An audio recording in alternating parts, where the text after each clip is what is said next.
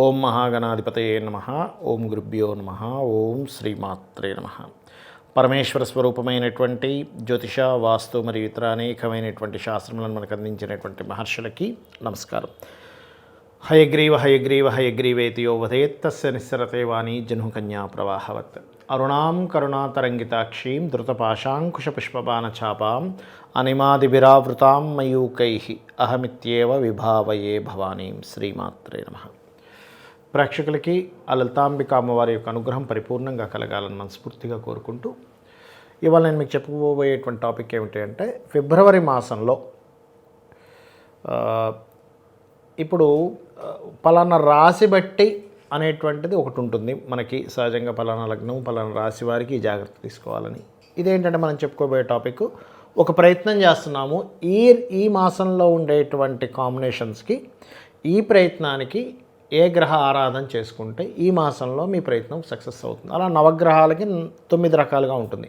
అంటే రవి నుంచి శని వరకు 7 గ్రహాలు, 2 ఛాయాగ్రహాలైన రాహుకేతువులు. ఒక్కొక్క గ్రహానికి ఒక్కొక్క సంబంధించినటువంటిది ఉంటుంది. కాబట్టి మనం ఒక్కొక్క గ్రహం బట్టి మనం చెప్పుకుంటూ ఉందాం. మీకున్న ప్రాబ్లం ఎలా క్లియర్ చేసుకోవాలి అంటే, ఏ రోజు మీరు కనుక ట్రై చేస్తే కుదురుతుంది, అదేవిధంగా ఏ దేవతారాధన చేసుకోవాలి, ఏ గోసేవ చేసుకోవాలి, ఇటువంటివన్నీ కూడా నేను మీకు చెప్తాను వన్ బై వన్గా. కుజ సంబంధించినటువంటి రెమెడీస్. ఇప్పుడున్న గ్రహస్థితి రీత్యా కుజుడు, ఇప్పుడున్న గోచారంలో కుజుడున్న పొజిషన్ ఏంటి, అసలు కుజుడు దేనికి కారకుడు తీసుకుంటే, మనకి కుజుడు ఇప్పుడున్న స్థితిలో కుజుడు, శుక్రుడు, బుధుడు కలిసి ధనుసు రాశిలో ఉన్నారు. మనకి 6వ తేదీ నుంచి కుజుడు వెళ్ళి రవిని కూడా మీట్ అవుతాడు. అండ్ దాని తర్వాత అంటే ఈ 14వ తేదీ నుంచి 14వ తేదీ వరకు ఆయన ఇక్కడ ఉంటాడు. 6 నుంచి 14 ఫిబ్రవరి మాసంలో ఈ 2 కనెక్ట్ కూడా అవుతాయి. దానివల్ల వచ్చేటువంటి చాలా చెప్పాను నేను మీకు వేరే వీడియోలో కూడా. కొంచెం ఈ భూకంపాలు కావచ్చు, కొంచెం ఇట్లాంటివి, కొంచెం అధికారుల మధ్యన గొడవలు ఇట్లాంటివి వస్తాయని చెప్పుకున్నాం. కొన్ని గొడవలకు కారణం అవుతుంది. బట్ ఇక్కడ మనం కుజుడు వల్ల వచ్చే బెనిఫిట్స్, కుజుడు వల్ల కలిగేటువంటి విషయాలు, కుజుడు రూపంలో తీసుకుని చూసుకుంటే కనుక, కుజుడు భూములకు కారకుడు. ఎవరైనా ల్యాండ్ కొనలేకపోతున్నాను, లేకపోతే నాకు గొడవలు అవుతున్నాయి మాటి మాటికి, లేనట్లయితే పర్టికులర్గా మా సిబ్లింగ్స్తోనే గొడవలు అవుతున్నాయి, లేకపోతే నాకు బాడీ పెయిన్స్ విపరీతంగా ఉన్నాయి, లేనట్లయితే నాకు బ్లడ్ కండిషన్ చాలా తక్కువగా ఉంది అని అనుకునేటువంటి వారు రెమెడీ చేయాలి. ఏం చేయాలి? ఓం స్కందాయ నమః అనే నామస్మరణ చేయండి. దీంతోపాటు పర్టికులర్గా ఆదివారాలు గణపతి పూజ చేయండి. ఆదివారాలు గణపతి పూజ కనుక చేసినట్లయితే ఏమవుతుందంటే, ఇక్కడ ఈ కుజుడికి సంబంధించిన ఎనర్జీ ఏదైతే ఉందో పాజిటివ్ దీంట్లో వస్తుంది ఇప్పుడున్న గ్రహస్థితి రీత్యా చూసుకుంటే. అలాగే దీంతోపాటు మరొక విషయం ఏంటంటే, ఈ కుజుడిని రవితో కలుస్తున్నాడు, మీట్ అవుతున్నాడు. రవి అంటే తండ్రి కారకుడు, అధికారులతో పొరపాటును కూడా మీరు మంగళవారాలు, అదేవిధంగా ఆదివారాలు కుజహోరలో కానీ రవిహోరలో కానీ అసలు మీట్ అయ్యి ఏమి చేయకండి. ఎందుకంటే అది అనవసరమైన గొడవకి దారితీస్తుంది. మరియు దీంతోపాటు వాహనాల మీద వెళ్ళేటప్పుడు కూడా, ఎవరైనా చూడండి, వాహనం మీద వెళ్తున్నామండి, అనవసరంగా సడన్గా ఇదే బ్రేక్ వేసాము, అక్కడ ఇబ్బంది వచ్చింది అంటూ ఉంటారు. బికాజ్ ఆఫ్ మార్స్ యొక్క ఎనర్జీ కనుక నెగిటివ్గా వస్తే అలా జరుగుతుంది. బట్ ఇక్కడ మార్స్ ఏంటంటే నెక్స్ట్ 6th తర్వాత ఫిబ్రవరి 6 నుంచి ఎగ్జాల్టెడ్ పొజిషన్లోకి వెళ్తున్నాడు. అంటే ఆయన మంచి పొజిషన్లోకి వెళ్తున్నాడు.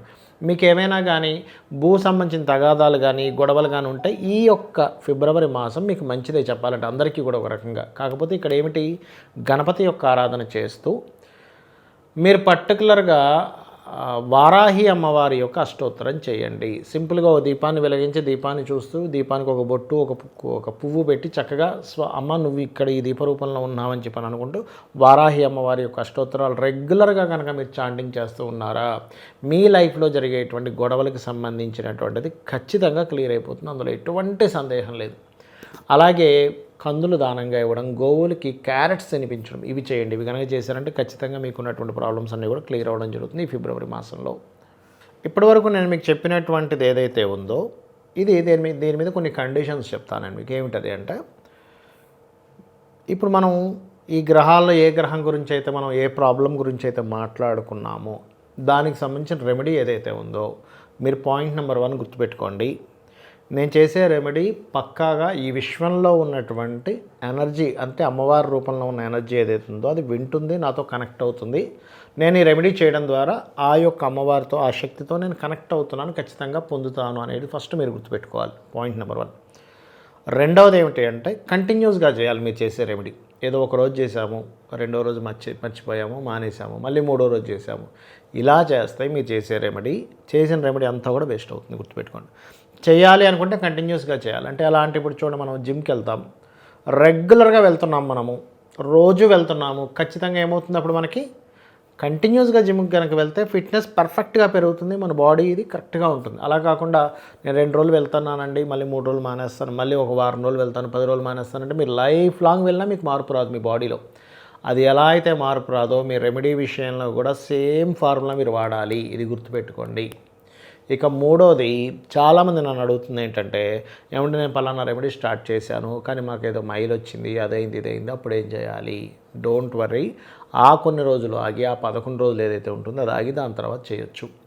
4వ పాయింట్ ఏంటంటే, ఈ రెమెడీస్ చేసేటప్పుడు చాలామంది నన్ను అడుగుతుంది ఏంటంటే, ఇలా మధ్యలో మైలు రావడం కాకుండా, పోయిన నెలే మా ఇంట్లో పలానా వాళ్ళు చనిపోయారని తాతో ముత్తాతో ఎవరో ఉంటారు, సంథింగ్ ఇలా అయింది, గతించారు, ఇప్పుడు చేయొచ్చా అని అడుగుతుంటారు. ఒకటే గుర్తుపెట్టుకోండి, దానికి కూడా 11 డేస్ అయిపోయిన తర్వాత మీరు రెమెడీస్ చేసుకోవచ్చు. రెమెడీస్ ఎక్కడా కూడా మీకు దేవుణ్ణి పూజించుకోవడం కానీ, ఇంట్లో దీపారాధన చేయడం కానీ, గుడికి వెళ్ళడం కానీ ఇవి ఎక్కడా కూడా చేయకూడదని చెప్పలేదు. చాలామంది తెలియక ఇలా చేస్తున్నారు, ఇది చాలా రాంగ్, గుర్తుపెట్టుకోండి. ఇంకోటి ఏంటంటే, మీరు ఏ ప్లానెట్కి సంబంధించిన రెమెడీ అయితే చేస్తున్నారో దాని పర్ఫెక్ట్ కారకత్వంలో ఏ పనులు అయితే చేయకూడదని ఉంటుందో అది చేయకూడదు. అంటే ఉదాహరణ ఎలా అంటే చెప్తాను చూడండి. మీకు రవికి సంబంధించి చేస్తున్నారు రెమెడీ, రవికి సంబంధించిన రెమెడీ చేసేటప్పుడు రవికి కారకుడు ఎవరు? ఫాదరు, లేకపోతే గవర్నమెంట్ ఎంప్లాయీస్, పెద్దలు, వీళ్ళు డాక్టర్స్, వీళ్ళతో మీరు శత్రుత్వం పెట్టుకోకూడదు. పెట్టుకుంటే ఏమవుతుంది, రవికి సంబంధించిన రెమెడీ చేసినా ఇది బ్యాలెన్స్, ఇక్కడ మీరు ఈ రెమెడీకి సంబంధించింది ఇది పాడు చేసేసుకుంటున్నారు, ఇక్కడ రెమెడీ చేసినా ఇక్కడ రెమెడీ పాడు చేసుకుంటున్నారు, సో ఇది కనెక్ట్ అవ్వదు. అలాగే చంద్రుడికి సంబంధించి చేస్తున్నప్పుడు ఏంటి, ఇంకొకరు మనసు బాధ పెట్టే పని మీద ఉండకూడదు, మనసుని ఎప్పుడు ఆనందింపజేయాలి వేరే వాళ్ళది. అదేవిధంగా కుజుడికి సంబంధించి చేస్తున్నారు రెమెడీ, అలాంటప్పుడు గొడవలు పెట్టుకోకూడదు. బుధుడికి సంబంధించిన రెమెడీ చేస్తున్నారు, గాసిప్స్ చేయకూడదు. గురువుకి సంబంధించిన రెమెడీ చేస్తున్నారు, గురువుల్ని ఎక్కడా కూడా మీరు దూషించకూడదు. ఆ మాస్టర్ అట్లాగా, ఈ మాస్టర్ ఇట్లాగా, అంటే ఎనీథింగ్ గురువు గుర్తువల్ల ఉండవాళ్ళు. మనం ఒక్కోసారి మన పిల్లలకి సంబంధించిన మాస్టర్ గురించి మాట్లాడుకుంటాం, ఆయన సరిగా చెప్పడు, ఆయన అట్లా ఇట్లా మాట్లాడతాం. మీకు అది ఎంతవరకు నిజమో ఎంతవరకు అబద్ధమో మీకు తెలియదు. సో ఈ విషయం గుర్తుపెట్టుకోవాలి. శుక్రుడికి సంబంధించిన రెమెడీ చేసేటప్పుడు స్త్రీలతో చాలా జాగ్రత్తగా ఉండాలి. మీరు చాలామంది చేసే మిస్టేక్ ఏంటంటే, అమ్మవారి పూజ చేస్తూ ఉంటారు, స్త్రీతో కొట్లాడుతూ ఉంటారు. ఇంట్లో భార్యతో కావచ్చు, చెల్లితో కావచ్చు, అక్కతో కావచ్చు, లేకపోతే ఒక స్త్రీమూర్తితో కావచ్చు, ఒక రకమైన ఫైట్ చేస్తూ ఉంటారు. ఏమవుతుంటుంది అంటే, నార్మల్గా ఇంట్లో వచ్చేటువంటి తారతమ్యాలు, చిన్న చిన్న ఇవి అలగడాలు మళ్ళీ సెట్ అవ్వడం భార్యాభర్తల మధ్య ఈజ్ డిఫరెంట్. బట్ ఓవర్గా చేస్తే ఏమవుతుందంటే ఈ రెమెడీ మీకు పనిచేయదు. అదేవిధంగా సాటర్న్ రిలేటెడ్ రెమెడీ చేసేటప్పుడు మీ కిందన పనిచేసే వాళ్ళని మీరు సరిగ్గా చూసుకోవాలి. బికాజ్ ఆఫ్ సాటర్న్ ఈజ్ మీ కిందన పనిచేసే వాళ్ళు, సాటర్న్ రెమెడీ చేస్తున్నాం కానీ ఇక్కడ కిందన పనిచేసే వాళ్ళు చేసే విషయంలో మనం తప్పిదాలు చేస్తే అది పనిచేయదు. అలాగే రాహుకి సంబంధించిన రెమెడీ చేసేటప్పుడు పర్టికులర్గా ఆన్లైన్లో చేసేటువంటి కొన్ని పనులు ఏవైతే ఉంటాయో అవి నీతిగా ఉండాలి. కేతువుకి సంబంధించి చేసేటప్పుడు మీరు వెళ్ళేటువంటి గుడి, గోపురము, ఎనీ ఆధ్యాత్మికమైనటువంటి విషయాల్లో చాలా జాగ్రత్తగా ఉండాలి. కాబట్టి ఏ రెమెడీ చేసేటప్పుడు పర్టికులర్గా ఆ అంశంలో కూడా మిస్టేక్ చేయకూడదు. ఇవి గుర్తుపెట్టుకోండి. ఇది చేసుకుంటూ మీరు నిత్యం చేసేటువంటి ప్రయత్నంలో సక్సెస్ అవ్వాలని చెప్పి కోరుకుంటూ శ్రీమాత్రే నమః.